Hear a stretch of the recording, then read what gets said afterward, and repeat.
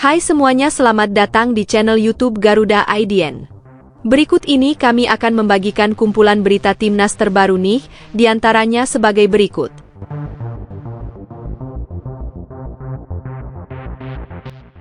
Babak pertama langsung dibobol 3-0 oleh Australia. Erick Thohir pecat Patrick Kluivert dan panggil STY lagi ke timnas. Sedangkan Alex Pastor dan Denny Lanzaat tetap dipertahankan. Timnas Indonesia baru saja melakoni laga penting melawan Australia dalam lanjutan kualifikasi Piala Dunia 2026. Pertandingan ini menjadi salah satu ujian terbesar bagi skuad Garuda dalam upaya mereka mengamankan tiket ke putaran berikutnya. Menghadapi tim kuat seperti Australia tentu bukan perkara mudah, tetapi Indonesia datang dengan semangat juang tinggi demi menjaga asa tampil di Piala Dunia. Hasil dari laga ini sangat menentukan posisi Indonesia di klasemen grup, sekaligus membuka peluang mereka untuk terus bersaing di kualifikasi. Kali ini Kluivert menurunkan formasi 4-3-3, dengan susunan pemain di antaranya, Martin Paes, Kevin Dix, Jai Itzes, Mees Hilgers, Dean James, Nathan Chu Aon, Tom Haye, Kelvin Verdong, Marcelini Ferdinand, Rafael Struijk, dan Ole Romeni. Kini, semua mata tertuju pada langkah selanjutnya, karena setiap poin yang diraih akan sangat berharga dalam perjalanan menuju impian besar tampil di Piala Dunia 2026. Timnas Indonesia memulai pertandingan dengan penuh percaya diri, langsung mengambil inisiatif permainan sejak peluit awal dibunyikan. Marcelino Ferdinand dan Tom Haye mengawal bola di tengah, memastikan tim asuhan Patrick Kluivert mengontrol jalannya laga sejak menit pertama. Di sisi lain, Australia terpaksa lebih banyak bertahan untuk meredam agresivitas permainan Garuda. Tekanan yang terus dilancarkan akhirnya membuat lini belakang lawan melakukan kesalahan.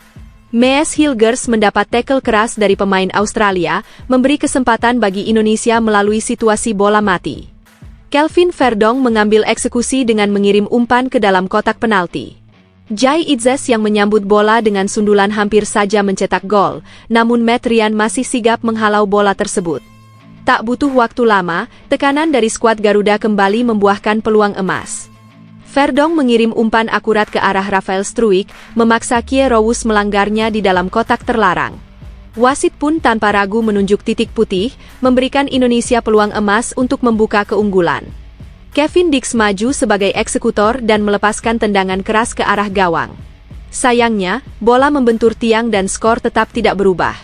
Meski gagal mencetak gol, anak-anak asuhan Kluivert tetap tampil dominan, terus menggempur pertahanan lawan dengan semangat tinggi dan determinasi tanpa henti. Sayangnya babak pertama harus berakhir dengan keunggulan Australia, yakni 3-0. Memasuki babak kedua, timnas Indonesia melakukan beberapa pergantian pemain untuk menjaga ritme permainan. Sejumlah pemain yang mulai kelelahan ditarik keluar, memberi kesempatan bagi tenaga baru untuk memberikan dampak positif di lapangan. Pelatih Patrick Kluivert berharap rotasi ini bisa menjaga keseimbangan tim dan meningkatkan intensitas serangan. Di sisi lain, Australia juga tidak tinggal diam. Mereka melakukan pergantian pemain guna menyegarkan lini permainan dan mempertahankan dominasi. Pergantian dari kedua tim ini membuat tempo pertandingan tetap tinggi, dengan Indonesia berusaha menahan tekanan dan mencari celah untuk menciptakan peluang. Babak kedua menjadi momen krusial yang menentukan hasil akhir pertandingan.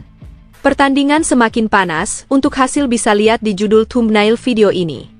Usai melakoni laga berat melawan Australia, timnas Indonesia dijadwalkan kembali ke tanah air tanpa menunda waktu. Mereka akan bertolak pada malam hari dan diperkirakan tiba di Jakarta keesokan sore.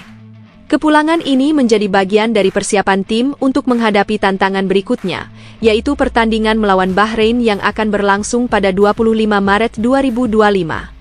Dengan jadwal yang padat, tim asuhan Patrick Kluivert harus segera beradaptasi kembali, baik secara fisik maupun mental.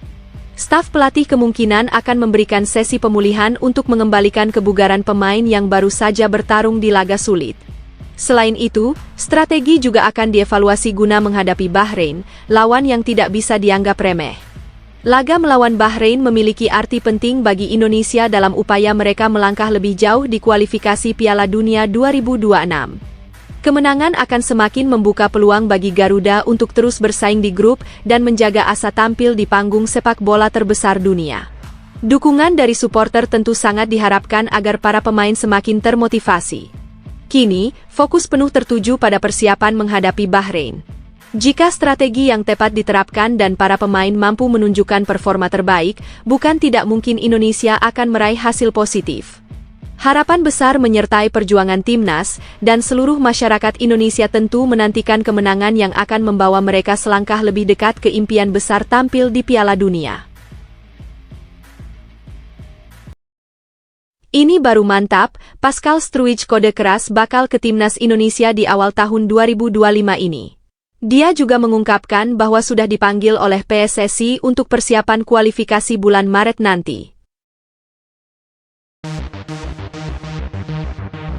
Pascal Struijk, bek Leeds United, baru-baru ini mengunggah gambar yang memuat bendera merah putih di akun Instagram pribadinya.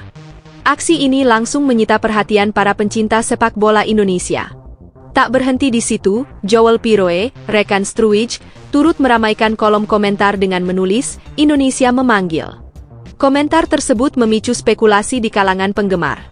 Ada yang berharap Struijk benar-benar tertarik memperkuat timnas Indonesia, tetapi ada pula yang menganggap hal itu hanya gurauan semata.